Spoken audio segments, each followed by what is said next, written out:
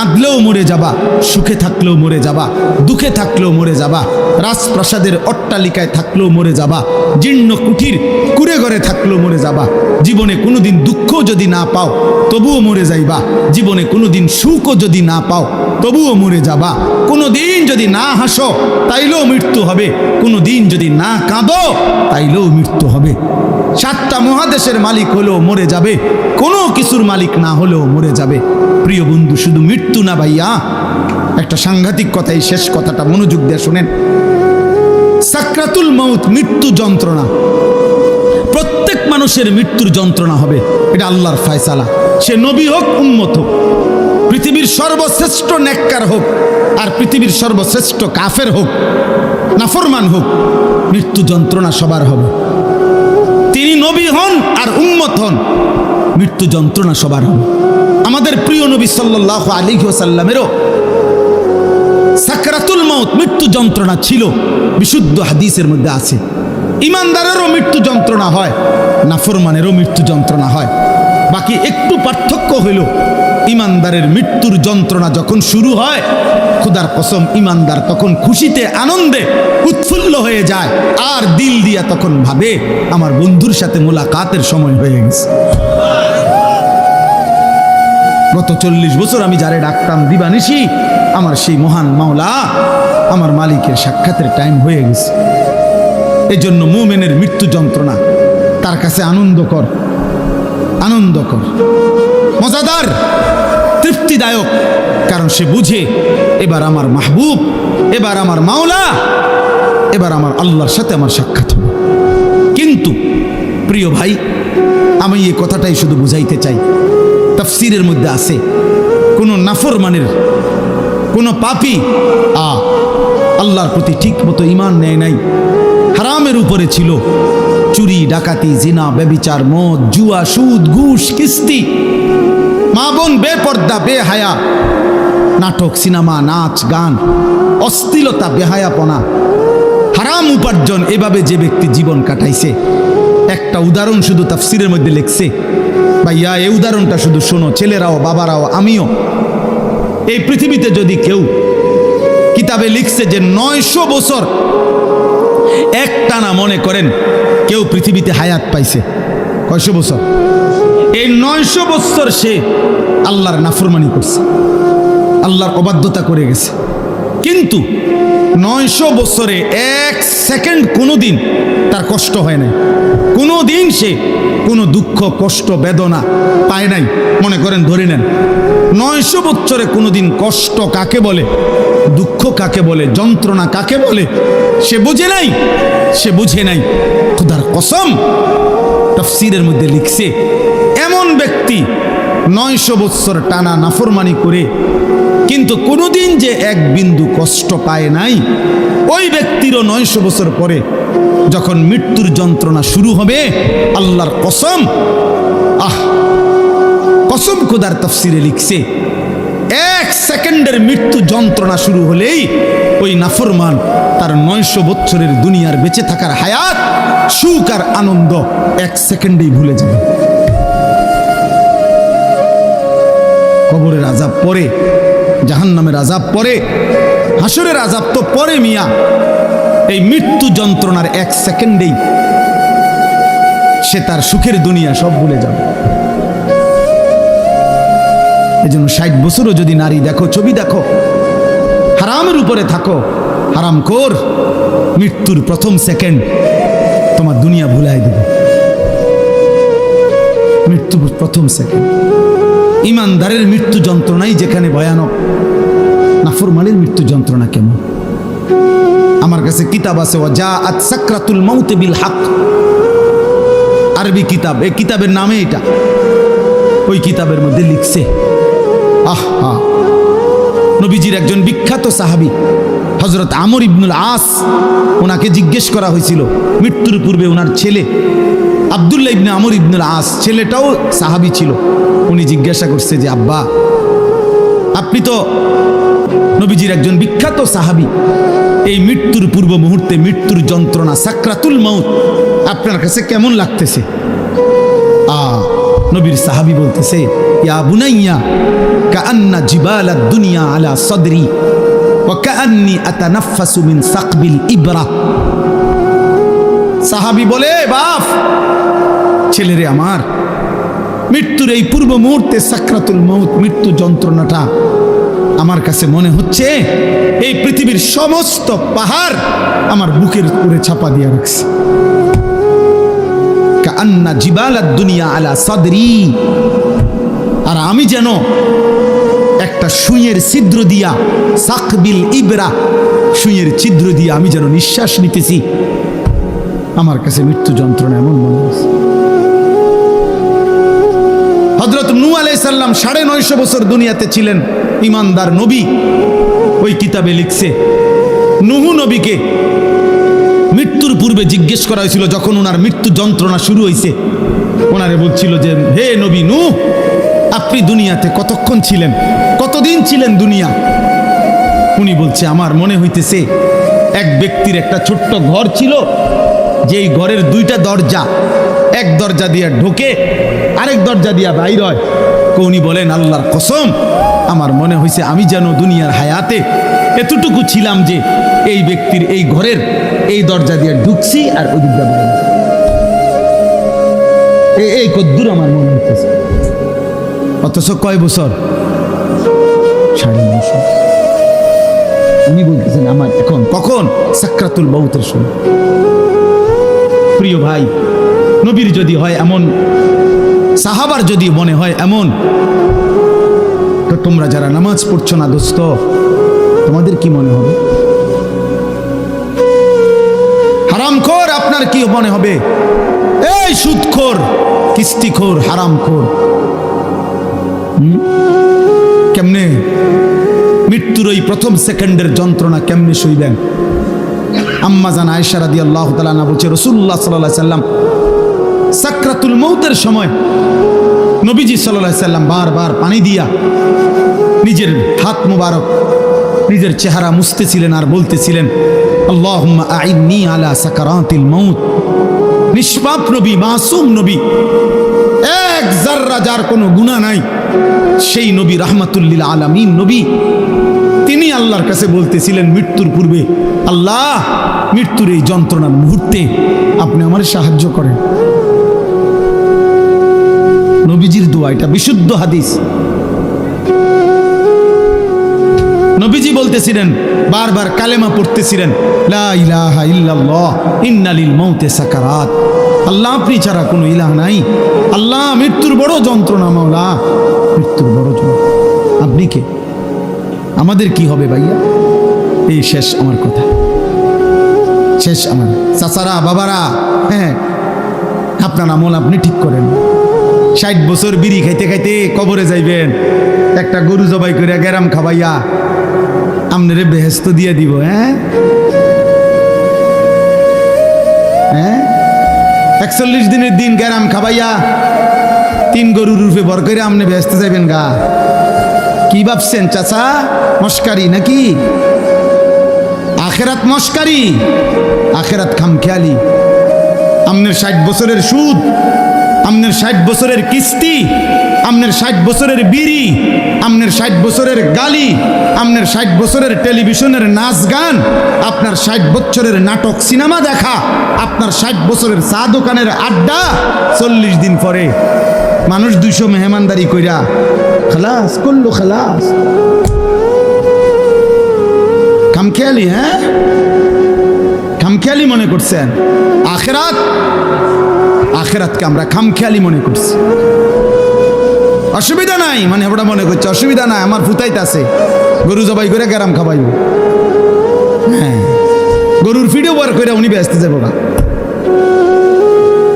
হ্যাঁ হ্যাঁ, গরুর পিঠে করে বেহেশতে চলে যাবেন। দয়া করে ভাবতে শিখেন, দয়া করে ভাবতে শিখেন, দয়া করে ভাবতে শিখেন।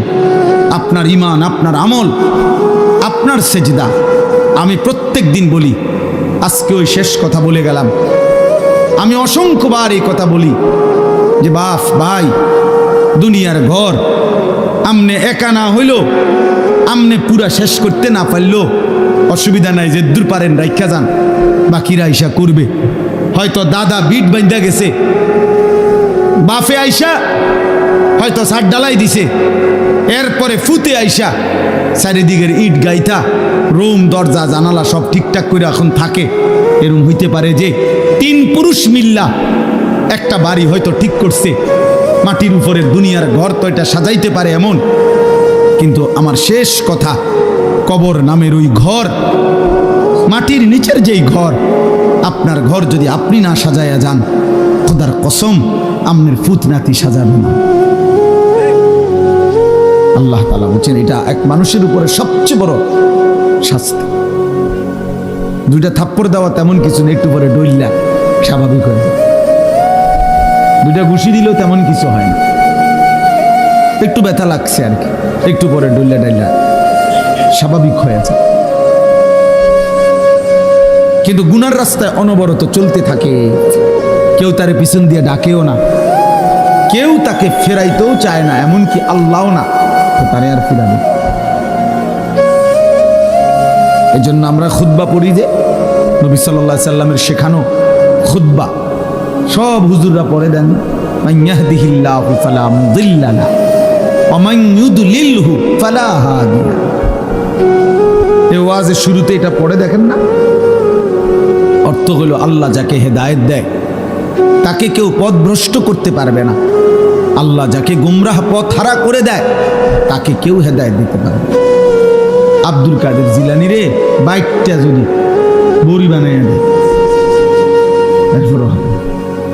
বাইজিদ বুস্তামিরে যদি বাইকটা তারা যদি ট্যাবলেট বানিয়ে দেয় তাইলে হবে। এই জন্য ভাইয়া এটা খুব গুরুত্বপূর্ণ যে আমার যেন এমন মুসিবত না হয় জীবনে, গুনাহকে এত লম্বা করতে নাই, যার কারণে আল্লাহ তাআলা দিল শক্ত করে দিয়েছে। ফাকাসাত কুলুবুহুম, আল্লাহ তাআলা বলেন আমার বান্দা দীর্ঘদিন গুনাহ করছিল, নাফরমানি, তো আমি একদিন তার অন্তর পাথরের মতো শক্ত বানিয়ে দিলাম। ফাকাসাত কুলুবুহুম, শক্ত বানিয়ে দিলাম। এবার আর কোনোভাবে এই দিলের মধ্যে এক বিন্দু পরিমাণ নিজের পরিণতি হবে কি, নিজের যাবে কোথায়, এটা ভুলে গেছে। এটা বহুত বড় মুসিবত। নুওয়াল্লিহি মা তাওয়াল্লা ওয়া নুসলিহি জাহান্নাম। আল্লাহ তাআলা বলেন আমার রাসূলের বিরুদ্ধে যে চলে এবং আমার মুমিনদের পথের উল্টো যে চলে, রব্বুল আলামিন বলেন একদিন আমি তাকে উল্টো পথেই চালাইতে থাকি। বেশি দিন আমার উল্টা চলতে চলতে রাসূলের একদিন আমি তাকে উল্টো পথেই চালাই, আর এই উল্টো পথেই একদিন তাকে আমি জাহান্নামে ফেলে দেব। আর কোনোদিন ফিরবার কথাও মনে পড়বে না।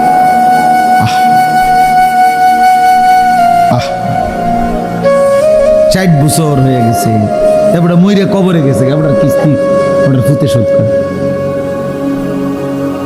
বলেন তো, বুঝেন না এমনি কথা না?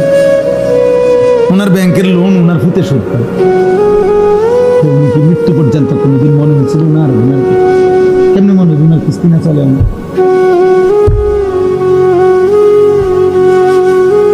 বলে ওনার সুদ, ওনার কিস্তি, ওনার ফুতে সুদ।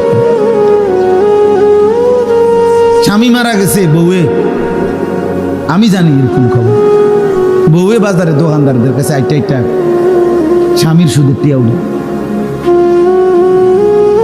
বউ বোরকাঘাত দিয়া পর্দানসীন সুদ কর, পর্দা করে বোরকাঘাও দিয়ে সুদের টিয়া উঠে।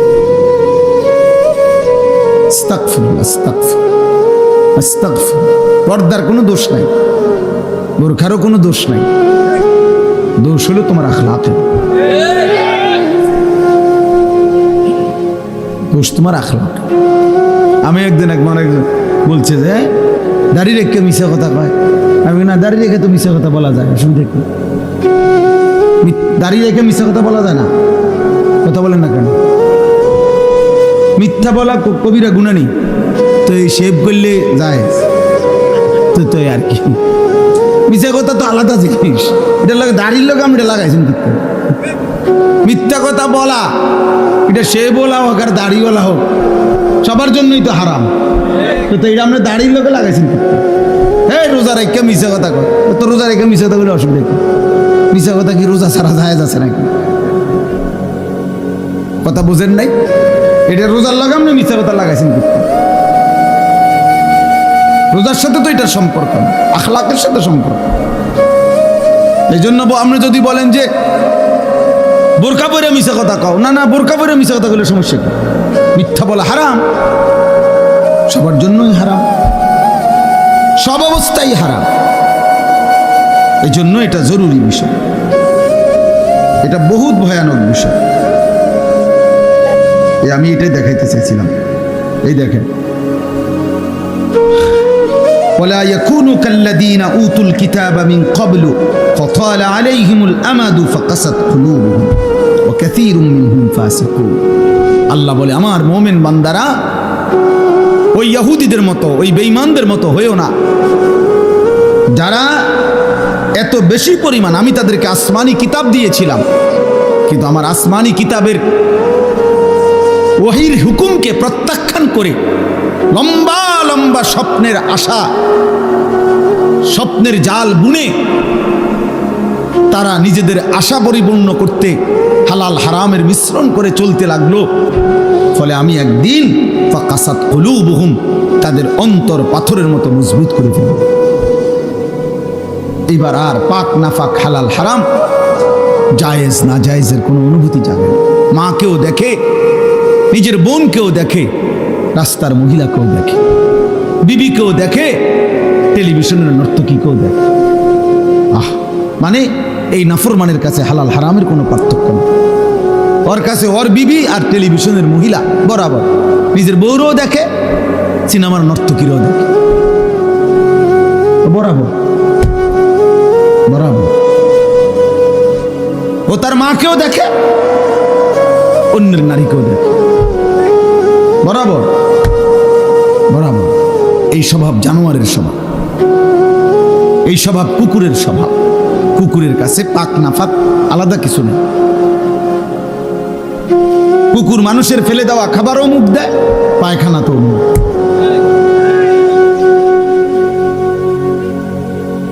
এই জন্য পাপীর স্বভাব মূলত কুকুরের স্বভাব। কুকুর উচ্ছিষ্ট ফেলে দেওয়া জিনিসে মুখ দেয়।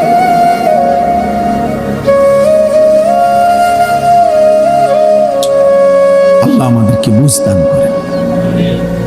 দোস্ত, এই জন্য আমি বলতেছিলাম, আল্লাহর কথা মনোযোগ দিয়ে শুনবার, দিল দিয়ে। গাফেল হইলে, অমনোযোগী হইলে, দিলটা উল্টায় ফেললে মুশকিল। আল্লাহর নবী সাল্লাল্লাহু আলাইহি ওয়াসাল্লাম বলছেন, ইন্না কুলুবাল ইবাদ বাইনা ইসবাআইন মিন আসাবি'ir রহমান ইউকাল্লিবুহু কাইফা ইয়াশা। নবী সাল্লাল্লাহু আলাইহি ওয়াসাল্লাম বলেন, প্রত্যেক মানুষের অন্তর আল্লাহ তাআলার কুদরতি দুইটি আঙ্গুলের মাঝখানে, আল্লাহর কুদরতি আঙ্গুলের মাঝে। প্রত্যেক মানুষের দিল, আল্লাহ নবী সাল্লাল্লাহু আলাইহি ওয়াসাল্লাম বলেন, ইউকাল্লিবুহু কাইফা ইয়াশা। আল্লাহ মানুষের দিল যেভাবে ইচ্ছে সেভাবে উলট পালট করতে পারে। আনুগত্যের উপরেও রাখতে পারে, নাফরমানির উপরেও কি করতে পারে। এই জন্য আমাদের প্রিয় নবী সাল্লাল্লাহু আলাইহি ওয়াসাল্লাম, নবীজি সাল্লাল্লাহু আলাইহি ওয়াসাল্লাম খুব বেশি যেই দোয়াগুলো পড়তেন, এর মধ্যে একটা দোয়া ছিল এটা। নবীজি বেশি বেশি এই দোয়াটা পড়তেন, ইয়া মুকাল্লিবাল কুলুব সাব্বিত কলবি আলা দীনিক। হে অন্তর সমূহের পরিবর্তনকারী, উলট পালটকারী আল্লাহ, আমার অন্তরটা, আমার দিলটা আপনার দ্বীনের উপরে মজবুত রাখেন। আমি যেন ঘুম যেতেও আপনাকে মনে রাখি, আমি যেন ঘুম থেকে উঠেও আপনাকে মনে রাখি, আমি যেন আপনাকে ভুলে না যাই, আপনাকে ভুলে না যাই, আমি যেন আপনাকে ঘুমাবার আগেও মনে রাখি, ঘুমাতে উঠেও মনে। এই জন্য নবী সাল্লাল্লাহু আলাইহি ওয়াসাল্লাম ঘুম যেতেও দোয়া করতেন, ঘুম থেকে উঠেও দোয়া করতেন কিনা? আল্লাহুম্মা বিসমিকা আমুতু ওয়া আহয়া। আবার ঘুম থেকে উঠে বলতেন আলহামদুলিল্লাহিল্লাযী আহয়ানা বা'দা মা আমাতানা ওয়া ইলাইহিন নুশুর। খাবারের শুরু তো আল্লাহর নাম নিতেন, তো খাবার শেষ করেও আল্লাহর নাম। বাথরুমে ঢুকতেও আল্লাহর নাম নিতেন, তো বের হয়েও আল্লাহর নাম। প্রত্যেকটা নড়াচড়াতে ওয়ালা জুনুবিহিম, আল্লাহ বলছে মুমিন প্রতিটা নড়াচড়ায় তুমি তোমার মালিকের নাম নাও। ওয়ালা জুনুবিহিম অর্থ পার্শ্ব পরিবর্তন, কারণ ওঠে বদলতে বদলতে। অর্থাৎ কেউ যদি এই কোমর এদিকে ফিরায়, এই এমন করি না আমরা, আল্লাহ, তো এরকম কোমর বদলাইতে গেল আল্লাহ, এদিকে ফিরল আল্লাহ। ওয়ালা জুনুব, আল্লাহ চাই বান্দা এভাবে আমার নাম নেই। আমার শায়েখ আল্লামা মুফতি মুশতাকুন নবী কাসিম, আমি হুজুরে বহু দেখছি, ওনার সাথে আমি লম্বা লম্বা পথ সফর করছি। রাত্রিবেলা সারা রাত গাড়িতে ছিলাম, গাড়ি যতবারই ব্রেক দেয়, যতই ধাক্কা খায় গাড়িতে, একটু ধাক্কা খাইলেই ওনার সাথে সাথে উনি সুবহানাল্লাহ আলহামদুলিল্লাহ কোনো না কোনো একটা তাসবিহ পড়ে ওঠে, আল্লাহর নাম অটোমেটিকলি যেন মুখ থেকে বের হতেছে। রাসূলুল্লাহ সাল্লাল্লাহু আলাইহি ওয়াসাল্লাম আম্মা জান আয়েশা রাদিয়াল্লাহু তাআলা আনহা বলেন, কানা রাসূলুল্লাহ সাল্লাল্লাহু আলাইহি ওয়াসাল্লাম ইয়াযকুরুল্লাহ আলা কুল্লি আহয়ানিহি। রাসূলুল্লাহ সাল্লাল্লাহু আলাইহি ওয়াসাল্লাম সর্বদাই আল্লাহ পাকের জিকির করতেন, আল্লাহকে ডাকতেন। এজন্য আমরা সবাইকে বলি, নওজোয়ান তোমাদেরকেও, প্রিয় ভাই, নিজের উপরে রহম করুন।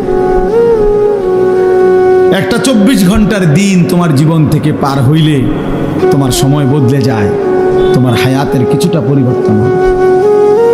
12 বছর বয়সে তুমি যেমন ছিলা, আজ 16 বছরে তুমি তেমন না, আর একটু মজবুত হয়েছে, আর একটু শক্তিশালী হয়েছে। তাহলে অতএব প্রতি সেকেন্ড, প্রতি ঘন্টা আমরা অনুভব না করলেও আমাদের পরিবর্তন হয়। জিন্দিগির তো পরিবর্তন হয়, শরীর স্বাস্থ্যের তো পরিবর্তন হয়, কিন্তু ঈমান আমলের কি হাল? ঈমান আমলের কি হাল? প্রতিদিন একই রকম, প্রতি বছর একই রকম, প্রতি সপ্তাহ একই রকম। এটা দুর্ভাগ্য ছাড়া আর কিছু। একদিন সুখে কিংবা দুঃখে, আনন্দ কিংবা বেদনায়, হাসি কিংবা কান্নায় আমরা কিন্তু কবরে চলে যেতে হবে। এই আজকে শুধু আমি এটাই বলতে চাই, আমি যে 4টা আয়াত পড়ছি, কোরআনুল কারীমের 26 নম্বর পারা, 50 নম্বর সূরা, সূরায়ে কাফ। এই সূরার 4টা আয়াত 16, 17, 18, 19। এই 4টি আয়াত মূল বক্তব্য হলো আল্লাহ তাআলা বলতেছেন 2টা কথা। একটা হলো বান্দা 5টি জিনিসের তত্ত্বাবধানে তুমি আমার আসো, প্রতিটা বান্দা তোমরা আমার 5টি জিনিসের তত্ত্বাবধানে আছো, নিয়ন্ত্রণে। এটা একটা কথা আল্লাহ বলছেন এখানে। আরেকটা বলছেন এই তত্ত্বাবধান, এই নেগ্রান, এই পর্যবেক্ষণ, এই অবস্থার উপরেই একদিন সত্য সত্য তোমাদের মৃত্যুর যন্ত্রণা শুরু হবে, আর তোমাদের মৃত্যু হবে, তোমরা কবরে চলে যাবে। এই কথাটা আল্লাহ এখানে বলছে। 1 নম্বরে আল্লাহ বলছেন ওয়ালাকাদ খালাকনাল ইনসান। প্রথম কথা বান্দা মনে রেখো, সমস্ত মানুষ আমি আল্লাহই সৃষ্টি করেছি। তবে একটি মানুষ 1 সেকেন্ডের জন্য এই কথা ভাবার কোনো সুযোগ নাই আল্লাহকে। দুনিয়ার কারো ব্যাপারে আপনি এটা বলতে পারেন, দৌড় বেটা তোর নেতা, বেটা তোর নেতা, কেডা এতে কেডা, কাঙ্গালের ভূত কাঙ্গাল, এত কত বড় নেতা বেটা, পকেটে রাখি বেটা। মানুষ অনেক সময় কয় না অহংকার দেখাইতে গিয়ে, যা বেটা বড়াই দেখাস বেটা। এ তো দুনিয়ার কারো ব্যাপারে বলা যায়, আল্লাহর ব্যাপারে বলা যাবে? আল্লাহ তাআলা বলেন আমাকে অস্বীকার করবা কেমনে বান্দা? আমি তো সৃষ্টি করেছি। ওয়ালাকাদ খালাকনাল ইনসান, আমি আল্লাহই তো সৃষ্টি করেছি। লাকাদ খালাকনাল ইনসানা ফি আহসানি তাকওয়িম, এই কায়নাতের সবচেয়ে সুন্দর আকৃতি দিয়ে আমি আল্লাহই তো মানুষকে সৃষ্টি করেছি। রব্বুল আলামিন বলেন, কোটি কোটি আমার সৃষ্টি বান্দা, চারিদিকে তাকিয়ে দেখো, ফুল কত সুন্দর, ফল কত সুন্দর, পাখি কত সুন্দর, গাছ কত সুন্দর, মাছ কত সুন্দর।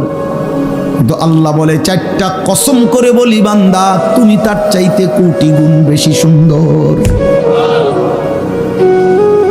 যদি ফুল এত সুন্দর হয়, যদি মাছ এত সুন্দর হয়, যদি এই পৃথিবীর পাখিগুলো এমন সুন্দর হয়, আল্লাহ বলেন, ওয়াত্তিনি ওয়াজ্জাইতুন ওয়া তুরি সিনিন ওয়া হাদাল বালাদিল আমিন, আমি চারটা কসম করে বলছি বান্দা, তুমি সবচাইতে বেশি সুন্দর।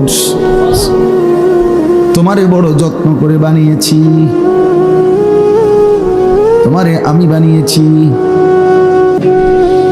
ইন্না খালাকনাল ইনসানা মিন নুতফাতিন আমশাজ, আল্লাহ বলেন, তোমার বাবার কাছ থেকে বের হওয়া, তোমার মায়ের জরায়ুতে পৌঁছা, আমি আল্লাহর কুদরতে ওই এক ফোঁটা নাপাক বীর্য থেকেই আমি তোমাকে সৃষ্টি করেছি।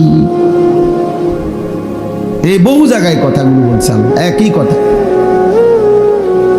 একই কথা বলছে।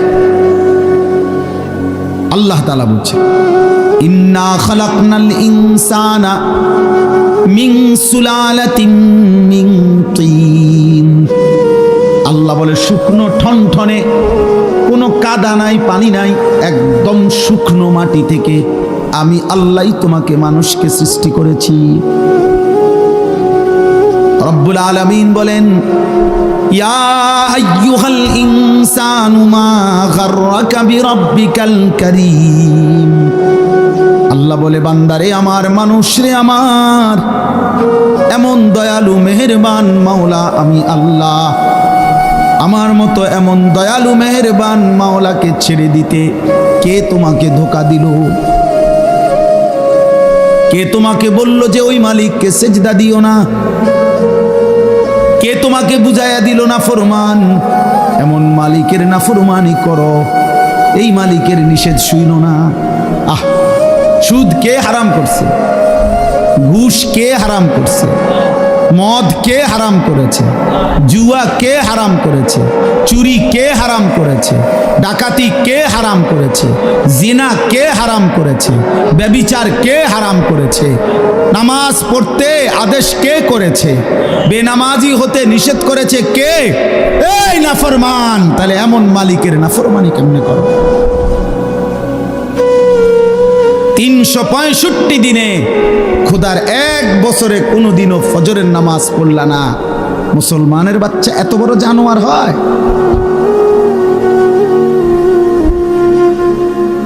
হ্যাঁ, মুসলমানের ঘরে এত বড় হাইওয়ান থাকে? তুমি মুসলমান? তুমি মুসলমান? 30 বছর মুসলমান সুদ খায়। মুসলমান প্রতিদিন ওজনে কম দেয়। মুসলমান সারা রাত নর্তকী দেখে, উলঙ্গ ছবি দেখে।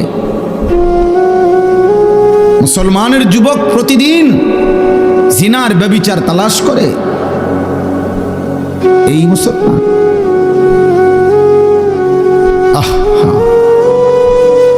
আমার কাছে কিতাব আছে, মিসালি নওজোয়ান, উর্দু কিতাব। ওখানে আছে পাকিস্তানের একজন বিশ্ববিখ্যাত বুজুর্গ ছিলেন, মুজাহিদ ছিলেন, হযরত মাওলানা মুফতি নিজামউদ্দিন শামজাই রহমতুল্লাহ আলাইহি, যাকে প্রকাশ্যে আল্লাহর দ্বীনের কথা বলার জন্য প্রকাশ্যে দিবালোকে গুলি করে মারা ফেলছে, শহীদ করে ফেলছিলেন। তিনি বলছিলেন, হে যুবক, উনি যুবকদেরকে লক্ষ্য করে একটা কথা বলছিলেন যে হে যুবক, এই পৃথিবীর প্রথম দিন থেকে এই পর্যন্ত পৃথিবীর ইতিহাস তুমি খুঁজে দেখো। পৃথিবীর ইতিহাসে যত সংগ্রাম, যত মতবাদ, যত চিন্তা, যত চেতনা, যত আন্দোলন, যত উদ্দেশ্য, যত লক্ষ্য এই পৃথিবীতে বাস্তবায়ন করতে কেউ চাইছে, তো সেই জন্য যখনই খুন দরকার হয়েছে, রক্ত দরকার হয়েছে, জান দরকার হয়েছে, সর্বপ্রথম প্রত্যেক যুগে প্রত্যেক কালে প্রতিটি মতাদর্শ, প্রতিটি মতবাদ প্রতিষ্ঠার জন্যে কলিজার খুন যারা পেশ করেছে তারা যুবক। যতবার এই পৃথিবীতে রক্ত লাগছে ততবার যুবকের রক্তই ব্যবহার হয়েছে।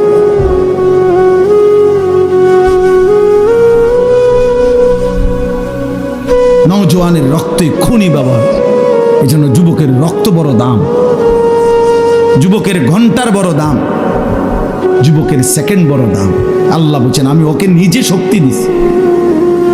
আল্লাহুল্লাযী খালাকাকুম মিন দুআফিন, আল্লাহ বলছে আমি তোমাকে প্রথম সৃষ্টি করেছি দুর্বল শিশু।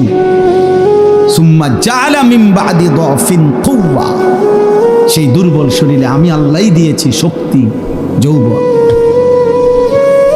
সুম্মা জাআলা মিন বাদি কুওয়াতিন দুআফান ওয়া শাইবা, আবার সেই শক্তি সামর্থ্যবান শরীরে আমি আল্লাহই আবার দিয়েছি দুর্বলতা এবং বৃদ্ধ। এই জন্য নওজোয়ান, কথা তো ছিল তোমরা ইসলামের জন্য লড়বা, কথা তো ছিল তোমরা আল্লাহর দ্বীনের জন্য কথা বলবা। আহা, এমন সুন্দর জীবন তোমরা শত শত যুবক একেবারে ঠান্ডা মাথায় পরিকল্পিতভাবে বুঝে শুনে এমন সুন্দর রাত, হায়াত, দিন, ঘন্টা, নারী দেখতে দেখতে, ছবি দেখতে দেখতে, মোবাইল দেখতে দেখতে, অশ্লীল উলঙ্গ দৃশ্য দেখতে দেখতে, অনাদরে অবহেলায় এমন সুন্দর ঘন্টা, মিনিট, সেকেন্ড শেষ করে দিচ্ছে। আহা, ঠিক হলো না। এই পৃথিবী গড়বে কে? তাই ইসলামের জন্য কিছু করবে কে? তাই আল্লাহর দ্বীনের জন্য কিছু করবে কে? বাপ, সারা পৃথিবীর মজলুম মুসলমানকে কে বাঁচাবে? মাহাদির পক্ষ হয়ে লড়বে কে? তাইলে দাজ্জালের বিরুদ্ধে লড়বে কে? আল্লাহর দ্বীনের জন্য বুক সোজা করে দাঁড়াবে কে? তাই তোমরা তো আমাদেরই সন্তান। তোমাদের যাদের বয়স 16 বছর, আমার 16 বছরের সন্তান আছে। আমার প্রথম সন্তানের বয়স 16 বছর। অতএব তুমি আমার সন্তান। তুমি ভেবে দেখো তো, রাসূলুল্লাহ সাল্লাল্লাহু আলাইহি ওয়াসাল্লামের দুইজন বিখ্যাত সাহাবী, কিশোর সাহাবী, একজনের নাম ছিল সামুরা ইবনে জুনদুব রাদিয়াল্লাহু তাআলা আনহু, আরেকজনের নাম ছিল রাফি ইবনে খাদিজ রাদিয়াল্লাহু তাআলা আনহু। দুইজনই কিশোর। কিশোর বলা হয় করিবুল বুলুগ, কিশোর বলা হয় এই 13, 14, 14.5, 15-র আগে, মানে যার বীর্যপাত শুরু হয় তাকে বলে যুবক। এর আগের টাইমটারে, এর আগের 1-1.5 বছর 2 বছরের কয় কিশোর। যার উপরে গোসল ফরজ হয় তার আগের সময়টাকে বলে কিশোর। এই ওনারা দুইজন ছিলেন কিশোর সাহাবী। বদরের যুদ্ধের দিন দুইজনেই ওনারা যুদ্ধের ময়দানে, তো রাফে ইবনে, দুইজনেই আসছে লাইনে, কিন্তু রাফে ইবনে খাদিজ উনি একটু চালাকি করিয়া লাইনে যখন দাঁড়াইছে, তো বৃদ্ধাঙ্গুলির মধ্যে, সরাসরি হাদিসে আছে, বৃদ্ধাঙ্গুলির মধ্যে উনি একটু ভর দিয়া নিজের লম্বা দেখাইছে, ফলে উনার অনুমতি হয়ে গেছে ওই সাইজ দেখা, দেখে লম্বা আছে, ঠিক আছে, সমস্যা নাই, এখন লগে মিলে। কিন্তু এই সামুরা ইবনে জুনদুব উনি আর এটা তো বোঝে নাই, উনি এমনি স্বাভাবিক দাঁড়ায় আসছিল, ফলে ওনারে একটু ছোট মনে হয়েছে, তো ওনারে সরাই দিছে মানে লাইন থেকে। উনি যখন বুঝছে ওনারে আর নিবে না, তখন উনি ওনার আব্বা কে বলছে, বাবা আপনি নবীকে বলেন আমারে তো নিবে না কয়। অথচ জানেন আব্বা, ওরে যে নিছে রাফি ইবনে খাদিজকে, ও আমার লগে কুস্তিতে পারবে না, কুস্তি লাগলে আমি ওরে হারাই লেতে পারবো, আপনি কম নবী, আমার শক্তি বেশি, আমি সাইজে ছোট। আল্লাহ নবী সাল্লাল্লাহু আলাইহি সাল্লাম শুনে অবাক হয়ে গেছে, বলছে আচ্ছা তো লাগো তো দেখি। তো সত্যি সত্যি সামুরা ইবনে জুনদুব রাফে ইবনে খাদিজকে কুস্তিতে হারাইয়া ফেলছে। আল্লাহ নবী সাল্লাল্লাহু আলাইহি সাল্লাম দুইজন কিশোর সাহাবীর জিহাদের আগ্রহ দেখে দুইজনকেই অনুমতি দিয়ে দিয়েছে। দোস্ত আমার, এ তো ইতিহাস, এটা গল্প না। একটা মাহফিলের আয়োজন হয়েছে আর আমরা কিছু কথা বললাম আর আপনারা শুধু 2-4 সুবহানাল্লাহ কইয়া চলে গেলেন। না রে বাপ, এতটুকুর জন্য মাহফিল না। একটু বিবেক জাগানো, অনুভূতি জাগানো, আখিরাতের ফিকির জাগানো, পরকালের ভয় তৈরি করা, নিজেদের দায়িত্ব, কর্তব্য, আত্মপরিচয়। যে পরিচয় জানে না ভাইয়া, তার চাইতে বড় বদনসিব, হতভাগা আর কি। কোনো বাসের মধ্যে যদি কোনো প্যাসেঞ্জার উঠে, কন্ডাক্টর যদি বলে ভাড়া দেন, কই নামবেন? এই প্যাসেঞ্জার যদি বলে আমি জানি না আমি কোথায় নামবো, তোমার যেখানে ভাল লাগে তুমি নামাই দিও। আহা, এই কন্ট্রাক্টর ওই হেল্পার রে যে দরজার কাছে দাঁড়াইয়া মানুষ উড়ায়, ওরে কি বলবে যে এই পাগল করতে উড়াইনি, এই মাতাল দিক কই যাবে, এটাও কই তারা বলবে কি না? বলো ভাই, এই বলো না। তাইলে তোমরা যারা এক ওয়াক্ত নামাজ পড়ো না, তোমরা কই যাই বাবা? আমি জানতে চাইলাম তোমাদের, বলো না বাপ। তোমাদের যাদের চুল কাফেরের মতো, বেঈমানের মতো, এই ডান দিকে যাদের চুল বড়, বাম দিকে যাদের চুল বড়, সামনের দিকে যাদের চুল বড়, এই তো কাফেরের চুল। আর ঠিক কোন লাগতো না, এটাই সত্য, এটা ঠিকের কিতাব, এটাই তো সত্য কথা। হ্যাঁ, এটা কারো ঠিকের জন্য অপেক্ষা নাই, এটাই সত্য। আহা, বলো ভাই তুমি কোথায় যাবা এই চুলের ফ্যাশন নিয়ে? টার্গেট কি? মানে টার্গেট কি? কোন নারীকে দেখানো? তো আমরা পাঞ্জাবি টুপি পরে আমাদের কি বিবি মিলে নাই? এই পৃথিবীর টুপি দাড়িওয়ালা তাহলে বিয়ে করে নাই? তো তুমি কোন দিকে যাচ্ছ আমার দোস্ত? বল প্রিয় ভাই, বল। যাদের শরীর নাফাক, পেশাব পায়খানা করে ঠিক মতো টয়লেট পেপারও ব্যবহার করো না, পাক নাফাকের, বিশেষ করে পেশাব করে যারা পাক নাফাকের ধারণা, এই নাপাক শরীর নিয়ে তুমি কোথায় যাবা ভাইয়া? টার্গেট কি? কোথায় থামবা গিয়ে? আজকের রাত যে তুমি সারা রাত মোবাইলে ছবি দেখা রাত 2টায় ঘুমায় গেলা, ছবি দেখতে দেখতে, উলঙ্গ নাচ দেখতে দেখতে, এক সময় ক্লান্তিতে তোমার যে ঘুম চলে আসছে, এই ঘুম যদি আর না ভাঙে,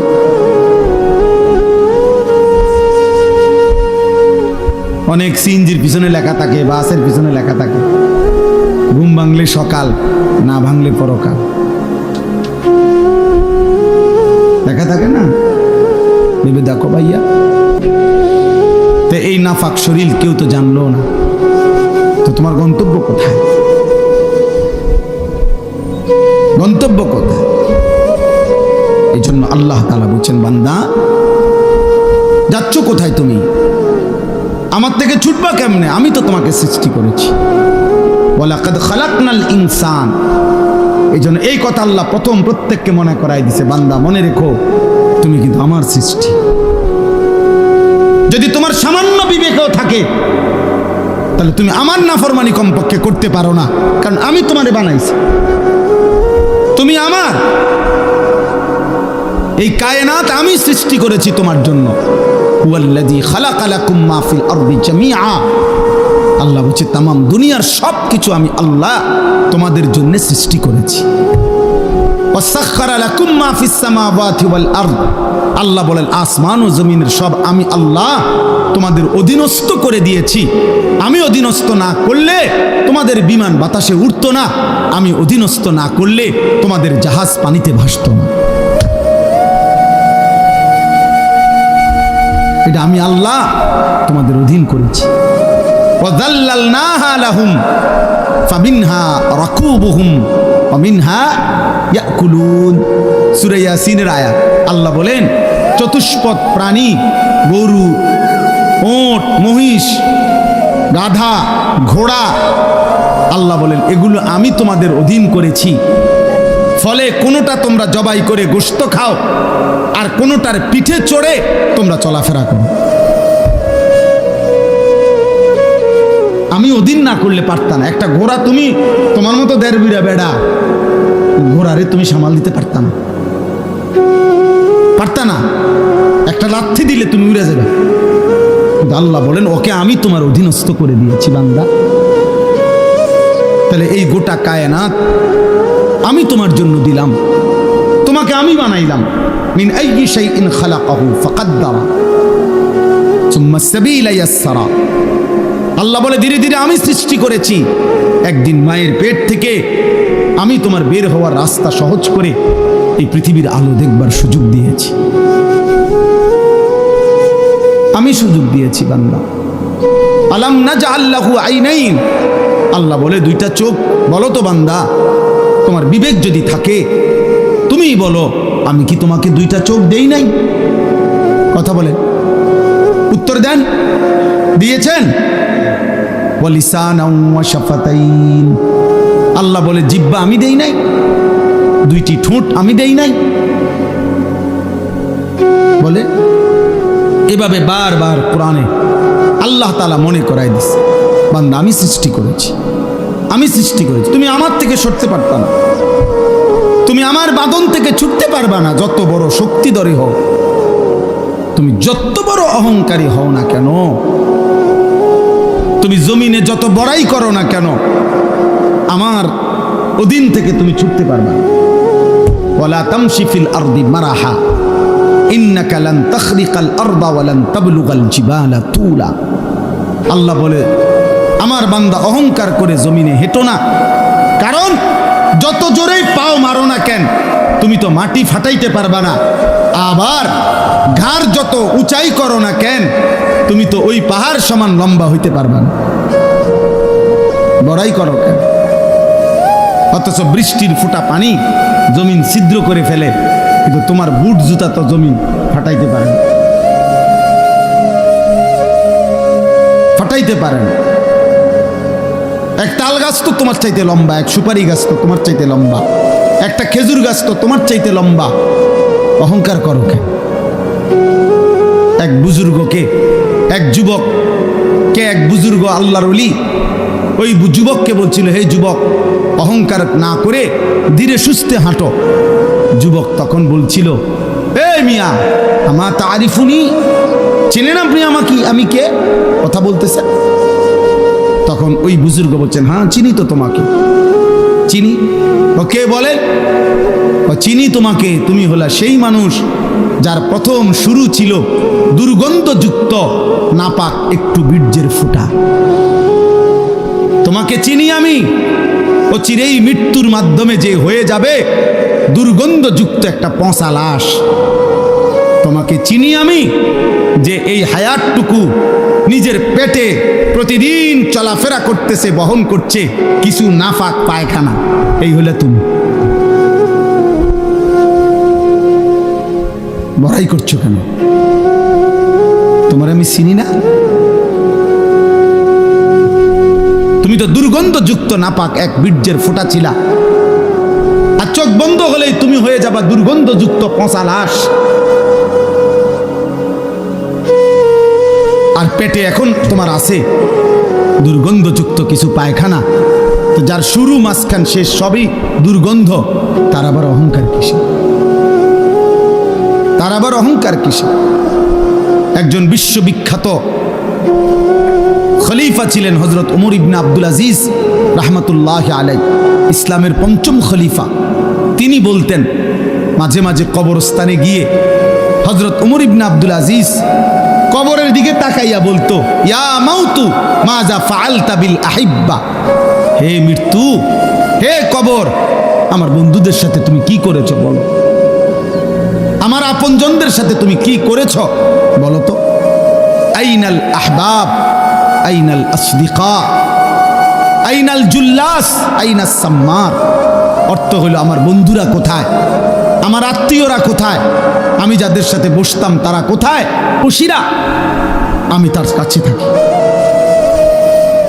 আমারে আড়াল করবো কেন? এই তিনটা কথা। আরেকটু, তাহলে তিনটা হইল। এক নাম্বার, আল্লাহ আমারে মনে করাই দিছে, আনিস আমি তোমাকে সৃষ্টি করেছি। দুই নাম্বার, আল্লাহ আমাকে বলতেছে, আনিস তোমার অন্তরের গভীরে যেই কথা আসা যাওয়া করে, কল্পনাগুলোও আমি জানি। তিন নাম্বার, তোমার রক্তের শিরা উপশিরায় আমি আল্লাহ তাআলা তার চাইতে বেশি কাছে আছি। এবার চার নম্বরে আল্লাহ বলেন, ইয ইয়াতালাক্কাল মুতালাক্কিয়ানে আনিল ইয়ামিনি ওয়া আনিশ শিমালি কাঈদ। আল্লাহ বলে, বান্দা চার নম্বরে মনে রেখো, 24 ঘন্টা তোমার ডানে এবং বামে আমার দুইজন ফেরেশতা আছে। আছে? কথা বলে না? আছে তো? ওরা লিখছে। এই চারটা হলো। 5 নাম্বার, মা ইয়ালফিজু মিন কাউলিন ইল্লা লাদাইহি রাকিবুন আতীদ। আল্লাহ বলে, বান্দা তারা তো দুইজন আছেই, অতিরিক্ত আরেকজন ফেরেশতা আছে যে তোমার এই দুই জবান মানে দুই ঠোঁটের মাঝখানে যে জিহ্বা, এই জিহ্বা দিয়ে তুমি যা বলো, যখন যা বলো, যা করো, 24 ঘন্টায় তুমি যেই শব্দটাই বলো না কেন, উচ্চারণ করো না কেন, ভালো মন্দ, উপকারী অপকারী, জিকির দাও করো আর গালি দাও, আল্লাহ বলে এই জিহ্বা দিয়া যা বের হয়, আল্লাহ তাআলা বলেন আমার আরেকজন ফেরেশতা তোমার মুখের প্রতিটা উচ্চারণ লিখে রাখে। এই কয়টা হলো? 5টা। কয়টা? 5টা। এক, আমি তোমাকে সৃষ্টি করেছি, আমার থেকে যাইবা কেন? 2, তোমার অন্তরের গভীর বিষয়টা আমি জানি, আমার থেকে লুকাবা কেন? 3, আমি তোমার রক্ত প্রবাহিত শিরা উপশিরা তার চাইতে বেশি নিকটে আছি, তুমি আমাকে লুকাবা কেন? 4, আমার দুইজন ফেরেশতা 24 ঘন্টা তোমার পাশে আছে, তুমি তাদের ফাঁকি দিবা কেন? 5, আমার একজন ফেরেশতা তোমার জবানের সমস্ত উচ্চারণ লিখে রাখতেছে, তাকে আড়াল করবা কেন? এবার আল্লাহ বলেন, শেষ কথা হলো এই, আল্লাহ তাআলা বলেন, ওয়াজাআত সাকরাতুল মাউত বিল হক। বান্দা এই আমি দেখতেছি, আমি জানি, আমি তোমার কাছে আছি, আমার দুইজন ফেরেশতা, আমার একজন পৃথক জবানের কথা লেখার ফেরেশতা, এই পুরা তত্ত্বাবধানের ভিতরেই আমি আল্লাহ তোমারে জানিয়ে দিলাম, তুমি কাজে লাগাও বা নষ্ট করো হায়াতটাকে, আমল করো কিংবা নাফরমানি করো, আনুগত্য করো আর অবাধ্যতা করো, তুমি মনে রাখো এই অবস্থাতেই একদিন তোমার ওয়াজাআত সাকরাতুল মাউত বিল হক, সত্য সত্য কাজে লাগাও আর বরবাদ করো, একদিন সত্যি সত্যি তোমার মৃত্যু যন্ত্রণা চলে আসবে, মৃত্যুর সময় হয়ে যাবে। আর প্রত্যেক মানুষের মৃত্যুর সময় সর্বপ্রথম তার একটা মৃত্যুর যন্ত্রণা শুরু হয়, এটারে সাকরাতুল মাউত বলে। এরপরে আজরাইল আইসা মালাকুল মউত তার জান কবজ করে, জান কবজের আগেই তার একটা মৃত্যুর যন্ত্রণা হয়। আল্লাহ বলে, যালিকা মা কুনতা মিনহু তাহিদ।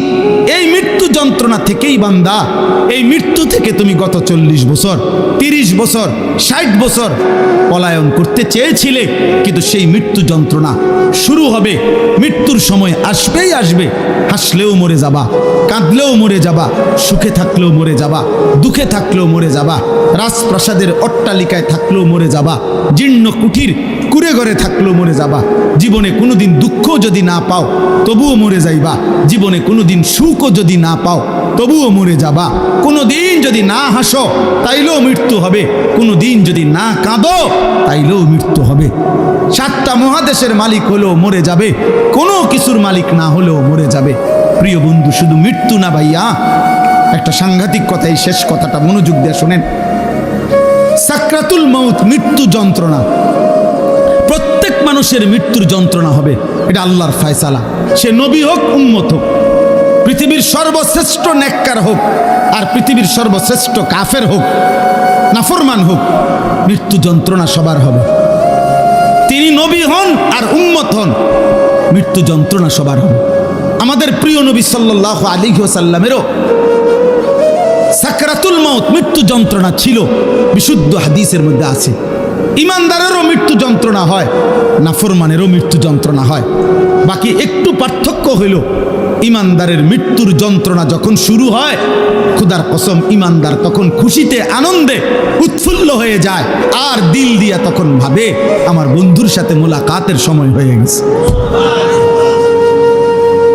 গত 40 বছর আমি যারে ডাকতাম দিবানিশি, আমার সেই মহান মাওলা আমার মালিকের সাক্ষাতের টাইম হয়ে গেছে। এই জন্য মুমিনের মৃত্যু যন্ত্রণা তার কাছে আনন্দকর, আনন্দকর, মজাদার, তৃপ্তিদায়ক, কারণ সে বুঝে এবার আমার মাহবুব, এবার আমার মাওলা, এবার আমার আল্লাহর সাথে আমার সাক্ষাৎ হবে। কিন্তু প্রিয় ভাই, আমি এই কথাটাই শুধু বুঝাইতে চাই, তাফসীরের মধ্যে আছে কোন নাফরমানের, কোন পাপী আল্লাহর প্রতি ঠিক মতো ঈমান নেয় নাই, হারামের উপরে ছিল, চুরি, ডাকাতি, জিনা, ব্যভিচার, মদ, জুয়া, সুদ, ঘুষ, কিস্তি, মা বোন বেপর্দা, বেহায়া, নাটক, সিনেমা, নাচ, গান, অশ্লীলতা, বেহায়াপনা, হারাম উপার্জন, এভাবে যে ব্যক্তি জীবন কাটাইছে, একটা উদাহরণ শুধু তাফসীরের মধ্যে লিখছে। ভাইয়া এই উদাহরণটা শুধু শোনো, ছেলেরাও, বাবারাও, আমিও। এই পৃথিবীতে যদি কেউ, কিতাবে লিখছে যে 900 বছর একটানা, মনে করেন কেউ পৃথিবীতে হায়াত পাইছে, কয়শো বছর? এই 900 বছর সে আল্লাহর নাফরমানি করছে, আল্লাহর অবাধ্যতা করে গেছে, কিন্তু 900 বছরে 1 সেকেন্ড কোনোদিন তার কষ্ট হয় নাই, কোনোদিন সে কোনো দুঃখ, কষ্ট, বেদনা পায় নাই। মনে করেন ধরে নেন 900 বছরে কোনোদিন কষ্ট কাকে বলে, দুঃখ কাকে বলে, যন্ত্রণা কাকে বলে সে বুঝে নাই, সে বুঝে নাই। খোদার কসম তাফসীরের মধ্যে লিখছে, এমন ব্যক্তি 900 বছর টানা নাফরমানি করে কিন্তু কোনোদিন যে এক বিন্দু কষ্ট পায় নাই, ওই ব্যক্তিরও 900 বছর পরে যখন মৃত্যুর যন্ত্রণা শুরু হবে, আল্লাহর কসম, কসম খোদার তাফসীরে লিখছে 1 সেকেন্ডের মৃত্যু যন্ত্রণা শুরু হলেই ওই নাফরমান তার 900 বছরের দুনিয়ার বেঁচে থাকার হায়াত, সুখ আর আনন্দ 1 সেকেন্ডেই ভুলে যাবে। কবরের আযাব পরে, জাহান্নামের আযাব পরে, হাসরের আযাব তো পরে মিয়া, এই মৃত্যু যন্ত্রণার 1 সেকেন্ডেই সে তার সুখের দুনিয়া সব ভুলে যাবে। এই জন্য 60 বছরও যদি নারী দেখো, ছবি দেখো, হারামের উপরে থাকো, হারামখোর, মৃত্যুর প্রথম সেকেন্ড তোমার দুনিয়া ভুলাই দেবে, মৃত্যুর প্রথম সেকেন্ড। ইমানদারের মৃত্যু যন্ত্রণাই যেখানে ভয়ানক, নাফরমানের মৃত্যু যন্ত্রণা কেমন? আমার কাছে কিতাব আছে, ওয়াজাআত সাকরাতুল মাউত বিল হক, আরবি কিতাব, এই কিতাবের নামে এটা। ওই কিতাবের মধ্যে লিখছে, নবীজির একজন বিখ্যাত সাহাবী হযরত আমর ইবনুল আস, ওনাকে জিজ্ঞেস করা হয়েছিল মৃত্যুর পূর্বে, ওনার ছেলে আব্দুল্লাহ ইবনে আমর ইবনুল আস, ছেলেটাও সাহাবী ছিল। উনি জিজ্ঞাসা করছে যে আব্বা, আপনি তো নবীজির একজন বিখ্যাত সাহাবী, এই মৃত্যুর পূর্ব মুহূর্তে মৃত্যুর যন্ত্রণা, সাকরাতুল মাউত আপনার কাছে কেমন লাগতেছে? নবীর সাহাবী বলতেছে, ইয়া বুনাইয়া কাআন্না জিবালাদ দুনিয়া আলা সাদরি ওয়া কাআন্নি আতানাফাসু মিন সাকবিল ইবরা। সাহাবী বলে, বাপ, ছেলেরে আমার, মৃত্যুর এই পূর্ব মুহূর্তে সাকরাতুল মাউত, মৃত্যু যন্ত্রণাটা আমার কাছে মনে হচ্ছে এই পৃথিবীর সমস্ত পাহাড় আমার বুকের উপরে চাপা দিয়ে রাখছে। কাআন্না জিবালাদ দুনিয়া আলা সাদরি, আর আমি যেন একটা সুইয়ের ছিদ্র দিয়া, সাকবিল ইবরা, সুইয়ের ছিদ্র দিয়া আমি যেন নিঃশ্বাস নিতেছি। আমার কাছে মৃত্যু যন্ত্রণা এমন মনে হচ্ছে। হযরত নূহ আলাইহিস সালাম 950 বছর দুনিয়াতে ছিলেন, ইমানদার নবী। ওই কিতাবে লিখছে, নূহ নবীকে মৃত্যুর পূর্বে জিজ্ঞেস করা হয়েছিল, যখন ওনার মৃত্যু যন্ত্রণা শুরু হয়েছে, ওনারে বলছিল যে হে নবী নূহ, আপনি দুনিয়াতে কতক্ষণ ছিলেন, কতদিন ছিলেন দুনিয়া? উনি বলছে, আমার মনে হইতেছে এক ব্যক্তির একটা ছোট্ট ঘর ছিল, যেই ঘরের 2টা দরজা, এক দরজা দিয়ে ঢোকে আরেক দরজা দিয়া বাইর হয়।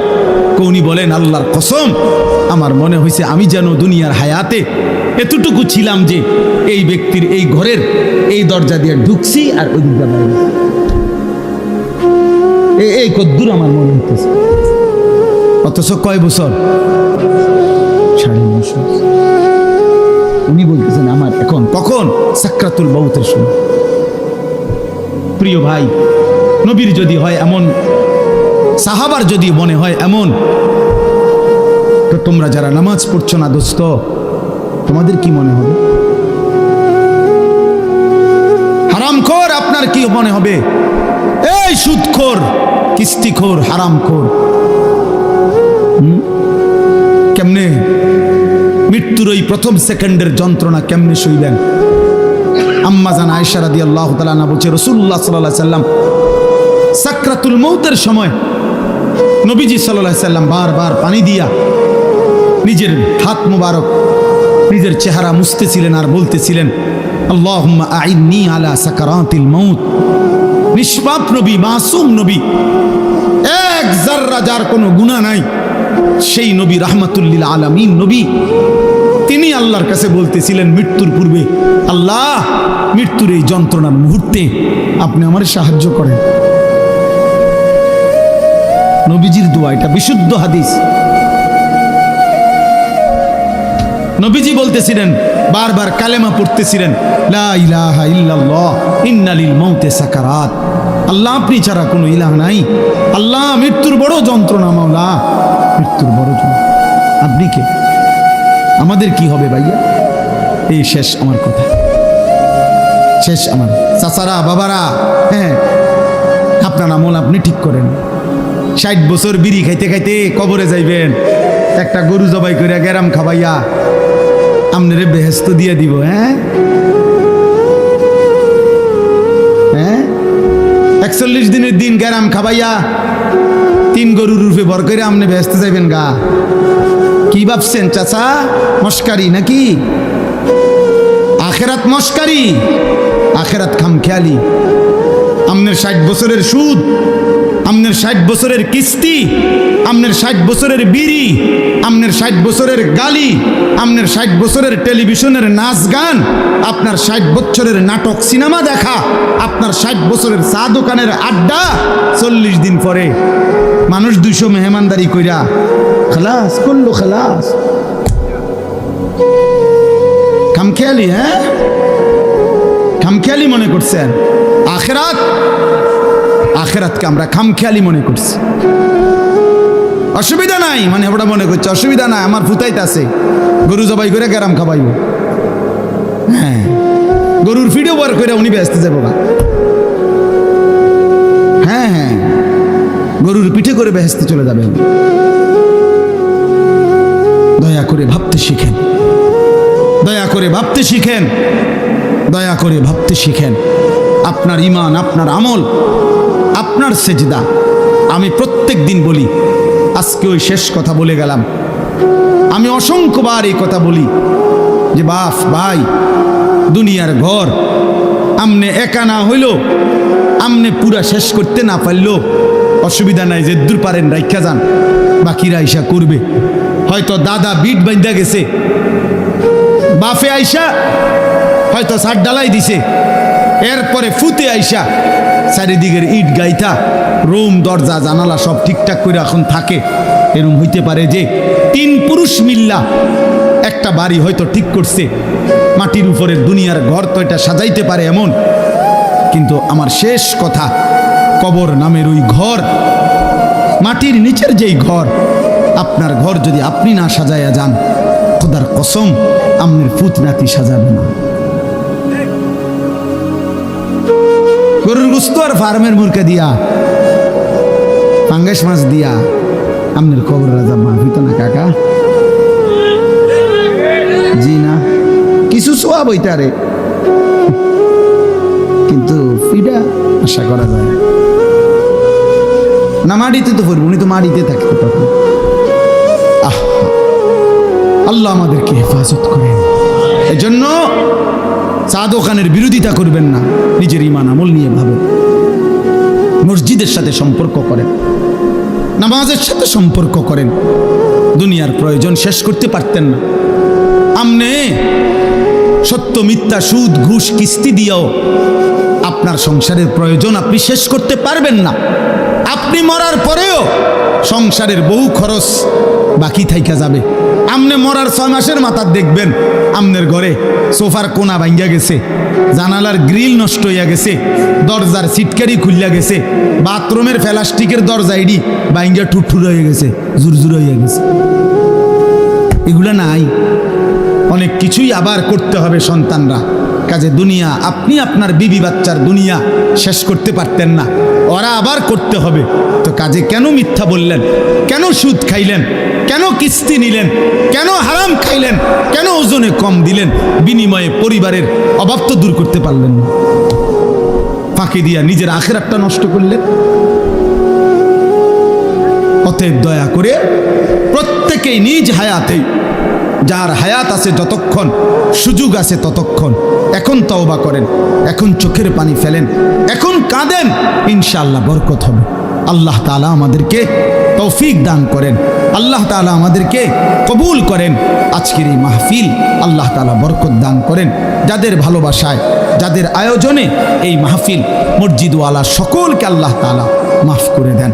আমার কিশোর ছেলেরা একজনও যদি বুঝে থাকো ভাইয়া, সবাই একসাথে বদলাবে না, আমরা এটা জানি বাপ, কিন্তু আমার অনুরোধ রইল নওজোয়ান তোমাদের কাছে, দয়া করে তোমরা প্রত্যেকেই নামাজ পড়ো, গুনাহ ছাড়ো বাপ, মোবাইলের ছবি, নারীর নেশা কমাও বাপ। যে চাহিদা আল্লাহ দিছে আল্লাহ সেটা পূরণ করে দিবে। পেটের খিদা যিনি দিছেন তিনি খাবারেরও ব্যবস্থা করছেন, পানির তৃষ্ণা যিনি দিছেন তিনি পানিরও ব্যবস্থা রাখছেন। অতএব লজ্জাস্থানের চাহিদা যিনি দিয়েছেন, হালাল স্ত্রী তিনি ব্যবস্থাও করে দিবেন। তুমি সবর করো, কুত্তার মতো, জানোয়ারের মতো পরের নারীর দিকে হা করে তাকায় থাইকো না বাপ। এই জীবন একদিন তোমারে জাহান্নামেই নিয়ে যাবে, একদিন ধিক্কৃত করবে। কোনো নেশাখোর, গাঁজাখোর, কোনো জিনাখোর, কোনো ব্যভিচারী, কোনো লম্পট চরিত্রহীনকে পৃথিবী কোনোদিন 100 কোটি বছর পরেও পৃথিবী তাকে কোনোদিন সম্মানের সাথে স্মরণ করবে না, তাকে লানতেই দিবে, অভিশাপই দিবে। আরো 1000 কোটি বছর পরেও ফেরাউন নিকৃষ্টই থাকবে, আরো 100 কোটি বছর পরেও জুনায়েদ বাগদাদি সম্মানিতই থাকবে। অতএব পৃথিবী তোমারে থুতুই মারবে, বেনামাজিকে, চরিত্রহীনকে। আল্লাহ আমাদেরকে হেফাজত করেন, আল্লাহ সকলকে কবুল আর মনসুর করেন। আলহামদুলিল্লাহ। আল্লাহর কথা বসে শোনা এটা আদব, এটা জরুরি, গুরুত্বপূর্ণ। বসে শুনতে হয়, এতে বরকত হয়, এতে বরকত হয়। নবী সাল্লাল্লাহু আলাইহি ওয়াসাল্লাম যেখানেই কথা বলতেন, সাহাবাই কারাম নবী সাল্লাল্লাহু আলাইহি ওয়াসাল্লামের কথা বসে শুনতেন। হযরত জিবরাইলের মতো ফেরেশতা যখন নবীজির কাছে মানুষের আকৃতিতে আসতেন, তখন নবীজির সামনে মুখোমুখি হয়ে বসতেন। এতটা মুখোমুখি যে নবী সাল্লাল্লাহু আলাইহি ওয়াসাল্লামের হাঁটুর সাথে হাঁটু, বুকের সাথে বুক মুখোমুখি, চোখের সাথে চোখ মুখোমুখি। ফাসনাদা রুকবাতাইহি ইলা রুকবাতাইহি।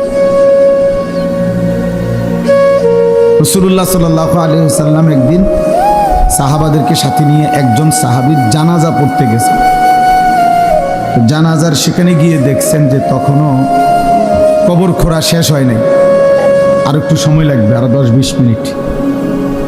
তো হাদিসে স্পষ্ট আছে, হযরত বারা ইবনে আযিব রাদিয়াল্লাহু তাআলা আনহু বর্ণনা করেন, নবীজি ওইখানেই বসে গেলেন এবং আমরাও তার চতুর্দিকে বসলাম। ফাজালাসা ওয়া জালাসনা হাওলাহু, তিনিও বসলেন, আমরাও চারদিকে বসলাম। এরপরে নবীজি ওই কবর খোঁড়া পূর্ণ শেষ হওয়া পর্যন্ত আমাদের সামনে মৃত্যু এবং কবরের উপরে লম্বা বয়ান করলেন। তাইলে একটা কবরস্থান যেখানে কবর দাফন হবে, সেটা স্বাভাবিকভাবে ওয়াজের কোনো স্টেজ না, প্যান্ডেলও না, এবং ওখানে হয়তো এতটা মুনাসিব জায়গাও না, কিন্তু এরপরেও নবীজি বসছেন, তো সাহাবীরা বসছেন, যেরকমই হোক জায়গাটা। এরপরে নবীজির কথা সাহাবারা শুনছে। অথচ এখানে তো এটা বসার জন্য ইন্তজাম করা হয়েছে, এখানে বসবে না কেন? এই জন্য ভাইয়া এটা জরুরি, সবসময় মনে রাখবে। এটা একটা সার্কাস না যে ম্যাজিক। কিছুক্ষণ দেখে গেলাম আগের দিনে বাজারে বাজারে যে ওষুধ বেচত ক্যাম্বাসাররা, ও মানুষ চারদিকে ঘিরাও দিয়ে দাঁড়াইতো, মাঝখান দিয়ে ওষুধ বেচত, গান গাইতো। আমার ছোট্টবেলায় মনে আছে, একবারে 2-3-তে পড়ি যে সময়, প্রাইমারি। আমার বোনের বাড়িতে গেলে, আমার বোন জামাই বাজারের বড় ব্যবসায়ী ছিল, তো মাঝে মধ্যে এগুলা যে ক্যাম্বাসাররা ওষুধ বেচে এগুলা শুনতে যাইতাম, ছোট আছিলাম। তো বলতো যে এখনই গান শুরু হবে, আপনারা মনোযোগ দিয়ে গান শুনেন। এই এক লাইন হয়তো গান কইছে, এরপরে হইতে আবার ওই হইতে ওষুধের কাহিনী করে, গান আর শেষ হয় না। এরপরে আপনার এই ওষুধটা 4টা কাজ করে, ওই ওষুধ বেছে। এই যে ওইখানে মানুষ যেরকম গোল হইয়া দাঁড়ায়, তো এইটা তো এমন না। এই জন্য ভাই আল্লাহর কথা মনোযোগ দিয়ে বসে শুনতে হবে, সবসময় মনে রাখতে হবে। কোনো গাফেল মানুষ, অমনোযোগী, আল্লাহর কথা তার কলিজায় পৌঁছায়।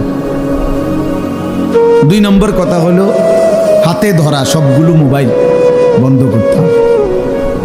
একজনও, ছোট বড়, জওয়ান বুড়া, হুজুর পাবলিক, টুপিওয়ালা টুপি ছাড়া কেউই মোবাইল হাতে ধরে ভিডিও বা রেকর্ড করা যাবে। আমি নয়তো উঠাই দেব, দমক দেব, আপনি শরম পাইবেন, শক্ত দমক দেব। আর যদি নিজে চলে যায় সমস্যা না, আমার পক্ষ থেকে অনুরোধ, যে কেউ চলে গেলে সমস্যা নেই। আমার এটা তো কোনো নির্বাচনী জনসভা না, আর আমি কোনো প্রার্থীও না, আমার কোনো মার্কা নেই। অতএব আমি জনসমর্থন দিয়ে কি করি? অনেক মানুষ হইলেও সমস্যা নাই, কম হইলেও সমস্যা নেই। আল্লাহর কথা একজনের জন্য যে পরিমাণ গুরুত্ব, 1,00,000 জনের জন্য সেই পরিমাণে গুরুত্ব, বরাবর সমান গুরুত্ব। নবী সাল্লাল্লাহু আলাইহি ওয়াসাল্লাম একজনকেও কালেমার দাওয়াত দিয়েছেন, 1000 জনকেও দাওয়াত দিয়েছেন। এই জন্য ভাই একটা ছেলে কিছুক্ষণ সময়, আমরা একদম ঘড়ি ধরা, টাইম হিসাব করা। অতএব অল্প একটু সময় মনোযোগ দিয়ে আমাদের চেহারার দিকে তাকিয়ে আল্লাহর কথা শুনলে বরকত।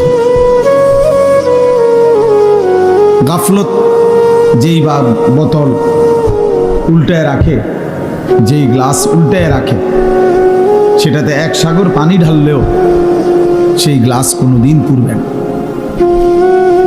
তাহলে পানির সমস্যা না, মূলত এটা উল্টানো ছিল, এই জন্য সমস্যা। বালতি উল্টায় রাখছে, কলস উল্টায় রাখছে। এই জন্য যে মানুষের দিল গাফেল, তার দিলে তার সামনে 1000 কথাও কোনো কাজ হয় না। নবী সাল্লাল্লাহু আলাইহি ওয়াসাল্লাম বলছেন, কিছু মানুষের দিল কাল কুজে নির্বাদান, উল্টানো কলসির মতো, উল্টানো কলসি। এবং নবী বলছে যে উল্টা পিঠটা, একে তো কলসিটা উল্টানো, আবার এই উল্টা পিঠে কলসের যে পিঠটা, এটা আলকাতরা দিয়ে মাইখা রাখছে। মানে এটা এমন পিছলা যে এটার মধ্যে 1 ফোঁটা পানি 1 সেকেন্ড থাকবে এমন, একেবারে আলকাতরা দিয়ে মাইখা লাগছে। এটা মানে পানি লাগলেই ছাত করে পড়ে যায়, 1 সেকেন্ড পানি থাকে। কিছু নাফরমানের দিল, নবী বলছে এরকম গুনাহ করতে করতে, আল্লাহর নাফরমানি করতে করতে দিলটা এতটা উল্টে আছে যে এই উল্টা দিলের মধ্যে যেন আলকাতরা মাইখা রাখছে। ফলে এখন আর, নবীজি বলছেন, লা ইয়ারিফু মারুফান ওয়ালা ইউনকিরু মুনকারা। এই নাফরমানের দিলে কোনো নেক কাজও সে বুঝে না, কোনো গুনাহকেও সে গুনাহ মনে করে। গুনাহকেও গুনাহ, আস্তে আস্তে বিড়ি খায়, কথা কয়, গপ করে, বিড়িও খাইতেছে। এইটা যে গুনাহ, এটা ওনার অনুভূতি আছে মনে হয়, বুঝলেন না? পানও খায়, বিড়িও খায়, এক রকম, ওটা বরাবর। চাও খায়, বিড়িও খায়, সিগারেটও, দুটোটা ওনার কাছে সেই। হ্যাঁ, কোনোদিন আর বিবেক জাগে না, অনুভূতিও নেই। সবার সামনে খোলামেলা, সবার সামনে প্রকাশ্যে দিনের আলোকে বসে বসে টেলিভিশনের মধ্যে নর্তকীর নাচ চলতেছে, উনি দেখতেছে, অথচ সেটা যে পাপ, এটা যে একটা গুনাহ, হ্যাঁ, এই অনুভূতিটাও নেই। এটা বহুত বড় দুর্ভাগ্য। 30 বছর ধরে প্রত্যেক দিন সুদ খায়, মিশা কথা কয়, হাসতে হাসতে, কথায় কথায় গালি দেয়, হাসতে হাসতে গালি দেয়, আবার অন্যরা মজা পায় গালি দিলে, দিছিনি তোরে অন। তার মানে গুনাহকে আর গুনাহ মনে করে। লা ইয়ারিফু মারুফান ওয়া লা ইউনকিরু মুনকার। আল্লাহ নবী সাল্লাল্লাহু আলাইহি সাল্লাম বলে, যার দিল উল্টে যায় আল্লাহর নাফরমানি করতে করতে, আলকাতরার মতো হয়ে যায়, ওই নাফরমানের দিলে আর কোনো নেক কাজ নেক মনে হয় না, গুনাহের কাজকে গুনাহ মনে হয়, গুনাহ মনে হয়। বাটপারির জন্য আরো পরিকল্পনা করে, সুদের ব্যবসার জন্য আরো অফিস খুলছে। তার মানে আমার সুদের উপরে আমি আরো লোক রাখছি, আরো সুদের পরামর্শদাতা আছে। আপনারা বলেন আরো কি লেটেস্ট পদ্ধতিতে সিটারি করা যায়?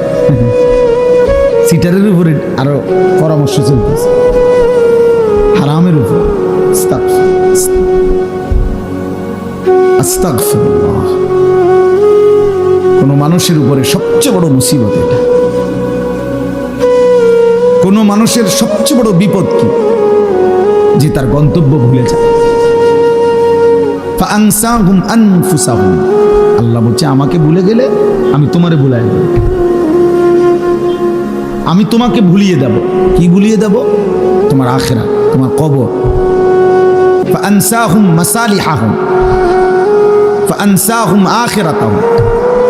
আল্লাহ বলেন, আমি তার কল্যাণ ভুলিয়ে দেব, আমি তার আখিরাত ভুলিয়ে দেব।